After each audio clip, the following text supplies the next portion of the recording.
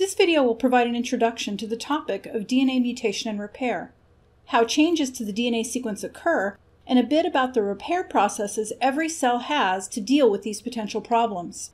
Mutations arise in a number of different ways, through replication errors, because of the biochemistry of the nucleotides themselves, and through exposure to outside agents that can damage DNA. First, I'll talk about replication errors. It might seem counterintuitive that you'd have an enzyme that makes mistakes in charge of such an important process, replicating the genome. But if you think about it from the perspective of natural selection and evolution, it makes perfect sense. Some level of mutation has to be maintained in order for new alleles to arise in the population. In other words, for genetic variation to exist. So there's a selective pressure to maintain some level of error so that genetic variation in a population is maintained. At the same time, that selective pressure is counterbalanced by the need to maintain the integrity of the genetic information. If you can't make proteins that are needed for life, you're a dead cell. So there's a balancing selection at work to keep mutations at a minimum, but that minimum is not zero. But how exactly does DNA polymerase make mistakes during replication?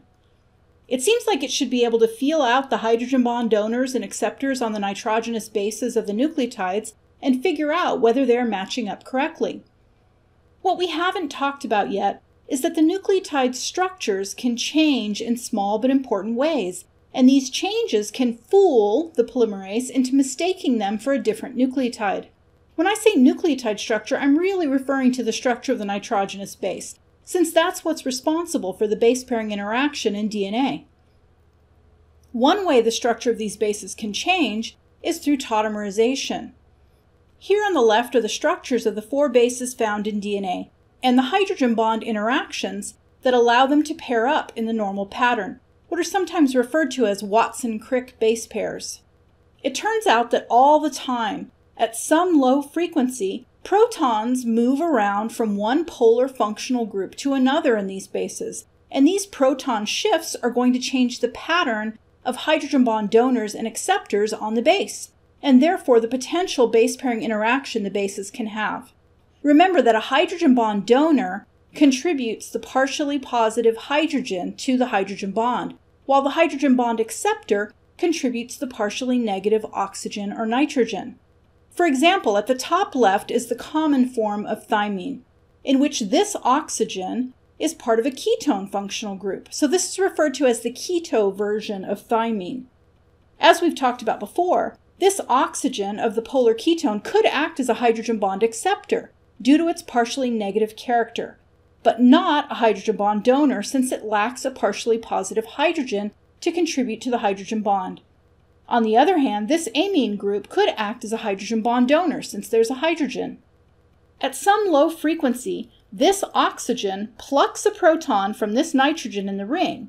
A proton shift occurs, and now this is no longer a ketone. It's a hydroxyl group, an alcohol. So this is referred to as the enol form of thymine. In the enol form, this hydroxyl now becomes a potential hydrogen bond donor, and the ring nitrogen can only be an acceptor. So the hydrogen bond donor-acceptor pattern has flipped. This is obviously going to change the ways this enol version of thymine can form hydrogen bonds. The same tautomerization occurs for all the bases, as you can see illustrated here. Thymine and guanine shift from their more common keto forms to rare enol structures. Adenine and cytosine shift from common amino to rare imino forms. So among the pool of nucleotides in the cell, the vast majority of them are in their common form, but some small percentage are in their rare form. Likewise with the nucleotides already in the DNA.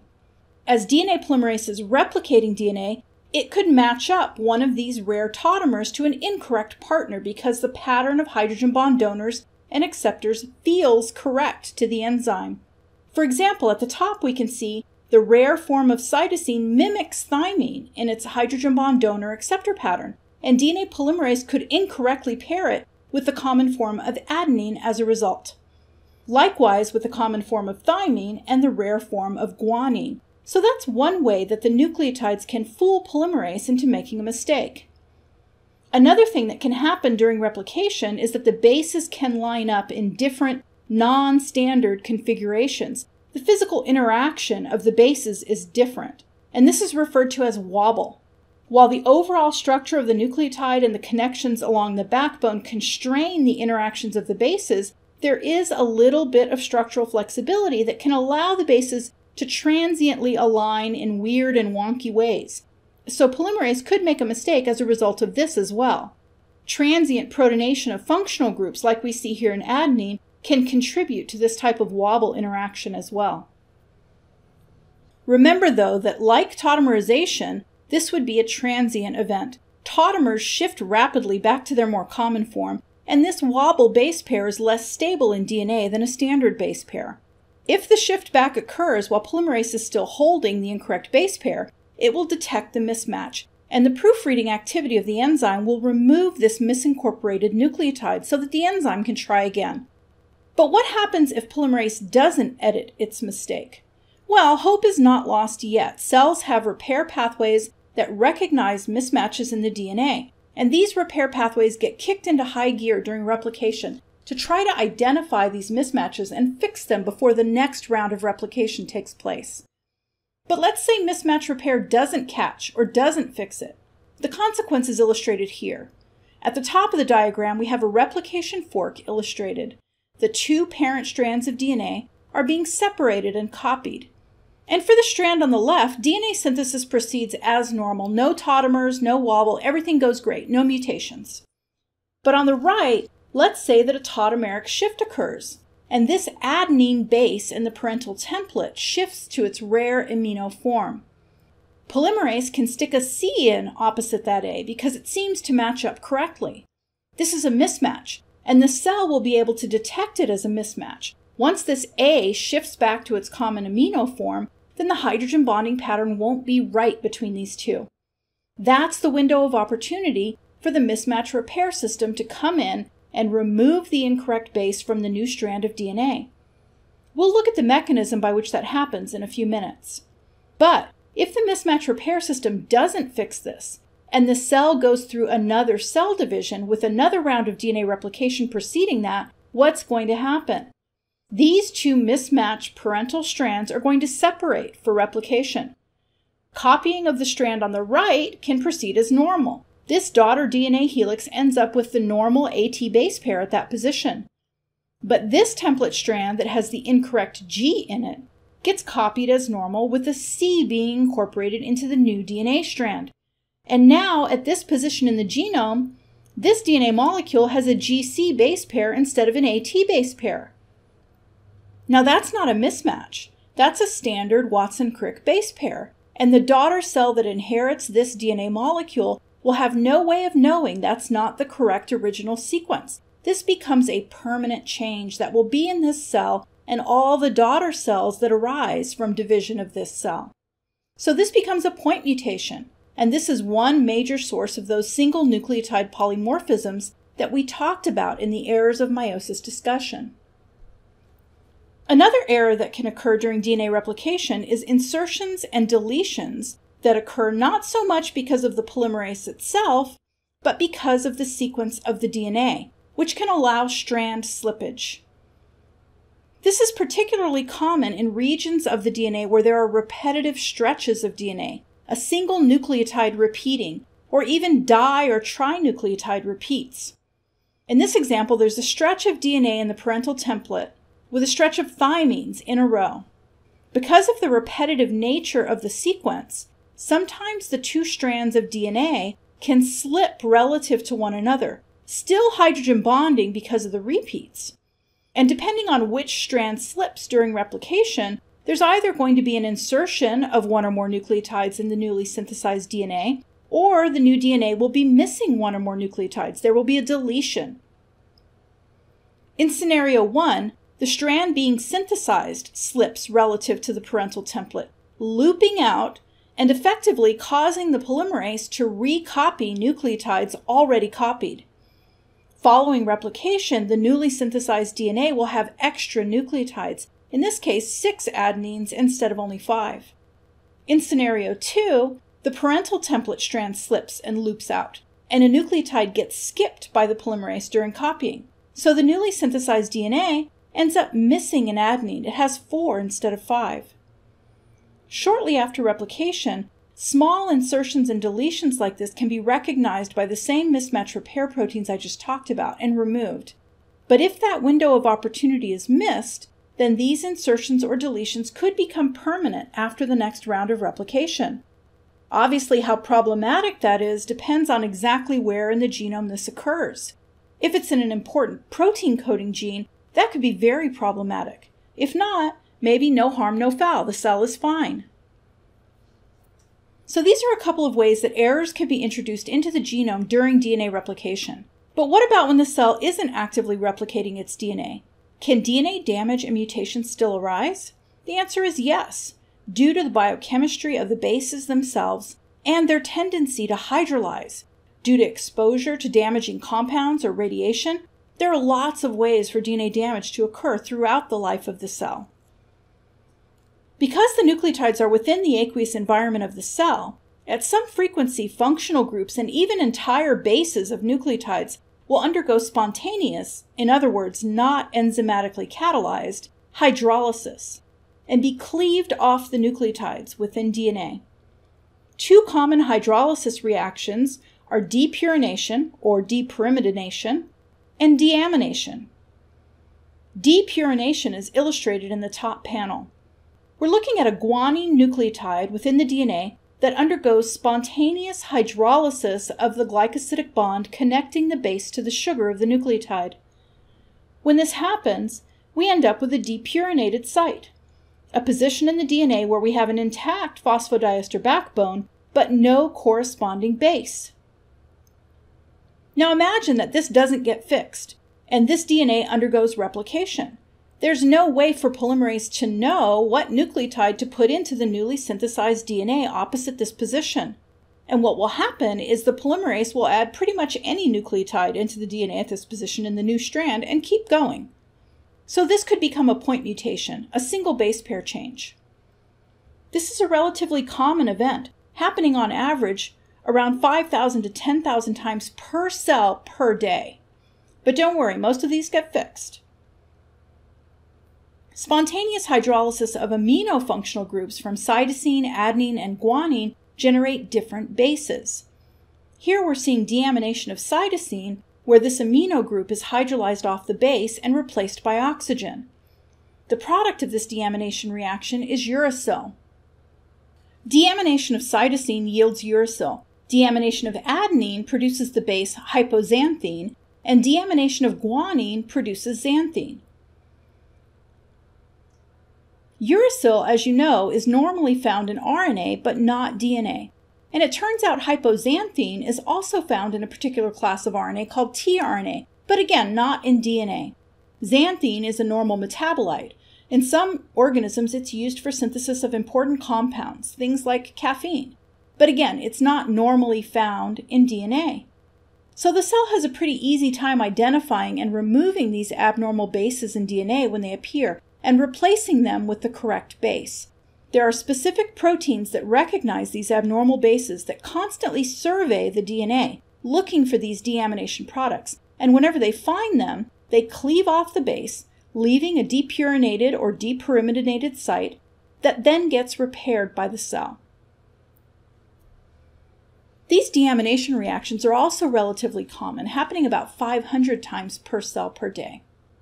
Now, the fact that deamination of cytosine yields uracil should make clear the advantage to cells of having thymine instead of uracil in the DNA. If cells normally had uracil in DNA, how would it be able to distinguish normal uracil from cytosine deamination products? Everything we've talked about so far are mutations and damage that occur due to DNA replication errors or due to the biochemistry of the nucleotides themselves. But exposure to outside agents can also cause mutations.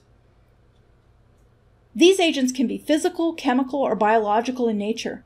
But no matter what class, because they cause DNA damage and mutations, these are all going to be carcinogenic. They cause cancer. We're not going to go through all of these in detail. I'll go through them and we'll take a closer look at a couple of examples.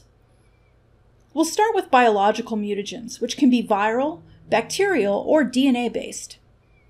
Some viruses integrate into the host cell genome once infection has occurred, and because this occurs more or less at random, there's a likelihood that the insertion will disrupt a cellular gene. Transposons are mobile DNA sequences in the genome that can cause harm essentially the same way. They can spontaneously move from one locus to another. And in fact, many of these mobile DNA elements are in fact evolutionary remnants of old viral infections. If a mobile DNA element happens to excise and then insert itself in or near a gene and disrupt its sequence, that would be mutagenic. Bacterial infections can also lead to mutations and DNA damage. One well-known example is Helicobacter pylori. This is the bacteria that causes stomach ulcers, but it can also cause gastric cancer, largely as a result of the inflammation it induces in the tissue and the resulting oxidative damage that happens at the cellular level as a result. Reactive chemical compounds can induce mutations by a number of different mechanisms. Some of these are directly mutagenic, and some of these agents are converted to mutagenic compounds as the body or cell metabolizes them to try to get rid of them, typically by converting them to more water-soluble compounds that then become more reactive and can interact with and alter DNA. Cigarette smoke, for example, is associated with over 60 different mutagenic agents, and the vast majority of them are metabolic breakdown products of compounds in the smoke itself. Base analogs are compounds that resemble normal nucleotide bases and can cause mispairing because they can base pair with more than one type of normal nucleotide base. Intercalating agents are typically flat planar molecules that can insert into the DNA double helix between the stacked bases, which themselves are flat and planar, as you can see here at the right. This compound is a benzoprene, one of the carcinogenic compounds in cigarette smoke. As you can see, when the compound intercalates between the bases, it causes a kink, a distortion in the shape of the helix. This type of agent typically causes insertions and deletions during replication because bases get skipped or reread due to this distortion in the shape of the DNA. Aflatoxin is another intercalating agent. It's a mycotoxin produced by Aspergillus fungi, which commonly contaminate corn, grain, nuts, and other agricultural products if they are not stored properly. Aflatoxin is a major cause of liver cancer and other serious illnesses in some parts of the world. Alkylating agents, as their names suggest, cause the addition of alkyl groups to the DNA bases, which can cause abnormal hydrogen bonding interactions and therefore mispairing, as well as covalent interactions or cross-linking of the bases with other bases. Examples of alkylating agents are ethyl nitrosourea, ENU, which is used in research settings to induce mutations in DNA, mustard gas, which you probably learned about in history class, and nitrosamines, which come from various dietary sources. Mustard gas is a chemical agent that was used in World War I. Acutely, it causes terrible, painful, and debilitating blistering of the skin and lungs. And long-term, it causes mutations in DNA and cancer due to its alkylating effects.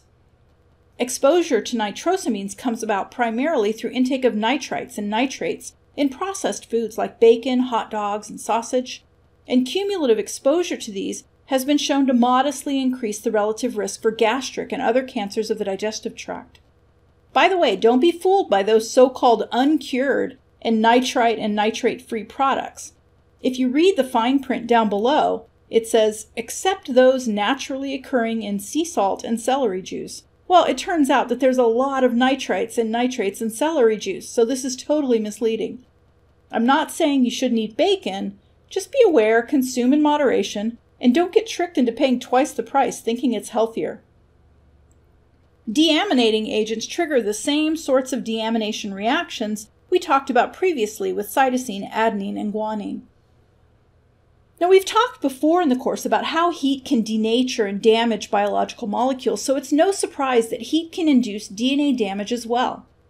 It can disrupt hydrogen bonding between the bases, and high heat exposure can actually induce breaks in the phosphodiester backbone, causing single-stranded and double-stranded breaks in the DNA. Radiation can also damage DNA in different ways. It can induce single-strand and double-strand breaks in the DNA, can damage bases, disrupting hydrogen bonding, cause DNA protein cross-linking, which is when proteins become covalently bonded to DNA, and interstrand as well as intrastrand cross-linking in the DNA itself. Different types of radiation, from X-rays to gamma rays to ultraviolet radiation, characteristically induce different types of DNA damage. A major source of radiation we're all exposed to is ultraviolet radiation and sunlight. UV radiation exposure induces breaks in the DNA as well as intrastrand cross-linking, typically between thymine and cytosine bases, with thymine-thymine crosslinks being more common, forming thymine dimers as shown here. Notice what's happened here is that two thymine bases that are in adjacent nucleotides in the DNA have become activated by radiation energy and have formed covalent bonds with one another.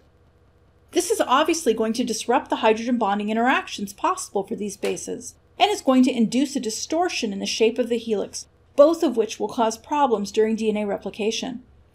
Take-home message is there's a lot of things we're exposed to in the environment and our food that can induce mutations in our DNA, but we have evolved in the presence of those insults and have protective defenses as well. For example, we have melanin pigment in our skin cells to protect us from UV. And we also have multiple overlapping and redundant DNA damage and mutation repair pathways that do a very, very good job of fixing all this damage before it can do us harm. Large-scale DNA damage is dealt with by pathways like the non-homologous end-joining pathway we talked about in an earlier video. But we have several repair mechanisms that have evolved to take care of small-scale changes to DNA at the nucleotide level as well, to deal with, for example, depurination, deamination, mismatches, and thymine dimers. We're going to take a look at a couple of these in a bit more detail. Though the specific proteins may differ between them, these mutation repair pathways share some commonalities in terms of the steps that have to occur to resolve mutations. First, there must be proteins that recognize that a mismatch or other problem is present. They detect mismatches or small distortions and bind to DNA tightly when they find them. Then a set of proteins will come in and excise DNA around and including the mutation, removing it from the genome. This shows a single nucleotide being excised, but typically it would be dozens of nucleotides that are removed on either side of the defect. Next, a DNA polymerase will bind to the end of a DNA fragment adjacent to this gap and synthesize DNA using the complementary base pairing rules to fill in the missing sequence. And finally, DNA ligase will bind to gaps in the phosphodiester backbone and use ATP energy to seal the nick, completing the repair. So those are the general steps. Let's see how this plays out in the context of an actual repair pathway with real protein players. The mismatch repair pathway, as its name implies, deals with mismatches, non-standard base pairs that appear in the genome typically due to replication errors caused by tautomerization. This pathway is very active during and immediately following replication. We'll look at the details of this repair pathway in prokaryotic cells, but the mechanism in eukaryotic cells is the same, just different proteins. As we just saw, the first step is recognition of the mismatch. In this pathway, that's the job of a protein called MutS, which will bind to the mismatch as shown here, where we have an aberrant GT base pair. It might have already occurred to you that in the case where we have a mismatch like this in the DNA, the cell has a problem. And that is, how does it know which nucleotide of this pair is the correct nucleotide and which is the mismatched partner? Is this supposed to be a GC base pair, or is this supposed to be an AT base pair? Well, remember that I said this pathway is operating during and immediately after replication. During this window of time, there are still gaps like this one in the phosphodiester backbone where the Okazaki fragments have not yet been stitched together by ligase. So the cell infers that the nucleotide on the newly synthesized DNA must be the wrong one, needing replacement. Once MutS binds, it induces a bend in the DNA, which makes it easier to denature the two strands or peel them apart. And another protein called MutL, which is an endonuclease, binds and cleaves the phosphodiester backbone downstream of the mutation. So now we have nicks in the phosphodiester backbone on either side of the mismatched nucleotide. UVR helicase then binds and peels the two strands of DNA apart, and an exonuclease like RecJ or XO1 now comes in and chews away the nucleotides on this fragment from the end, leaving a gap to be filled in. DNA polymerase, in this case DNA Pol 3, comes in, binds to the free 3' hydroxyl end of this adjacent fragment, and starts building DNA to fill the gap until it runs into the double-stranded DNA downstream. All that's left is for DNA ligase to come in and seal this nick that remains in the phosphodiester backbone, and the repair of the mismatch is complete. If we look at the nucleotide excision repair pathway that removes thymine dimers induced by exposure to UV radiation, the steps are the same. The specific molecular players are just different. The thymine dimer defect is recognized by specific proteins. They bind and induce a bend in the DNA. An endonuclease comes in and cleaves the phosphodiester backbone on either side. Helicase loosens the strands. Exonuclease chews away the fragment, leaving a gap. And finally, DNA polymerase fills in the missing sequence, and DNA ligase seals the remaining nick in the backbone. The extent to which these repair pathways are operating, and the number of mutations and sheer amount of DNA damage we incur every day is revealed by human genetic disorders in which an important DNA repair pathway doesn't function properly. Xeroderma Pigmentosum is a human genetic disorder resulting from a defect in this nucleotide excision repair pathway we've just looked at. If one or more proteins responsible for fixing this UV damage are themselves mutated, then this pathway can't work. It can't fix this damage. So what happens then? Well, then what happens is a cancer susceptibility syndrome, where the individual has extreme sun sensitivity and a greater than 2,000-fold increased risk of skin cancer as well as other cancers. These individuals essentially can't go out in the sun at all, because if they do, they will incur damage to their DNA which cannot be repaired, as evidenced in this young woman's case. She's holding a photo of herself as a young child, and as you can see in the 10 or so intervening years, she has accumulated an extensive amount of sun-induced damage and shows many precancerous and cancerous lesions. Now here's the thing to keep in mind. Your skin takes just as many hits as hers does when you're in the sun. It's just that you have a functioning nucleotide excision repair pathway, so you don't see it. Well, unless you have too much damage for your cells to keep up with, in which case you might see the effects. So remember to wear a hat, and if you're light-skinned, start that summer sun exposure slowly, folks. Give your cells time to ramp up that protective melanin. We have more than 800 different proteins that function in DNA repair, constantly surveilling the genome and fixing damage where they find it. Loss of function mutations in these lead to a reduced ability to correct mutations, and this causes a snowball effect where more and more mutations and more damage accumulates, eventually resulting in cancer. And nearly all cancers only become capable of progressing due to defects in these DNA repair genes.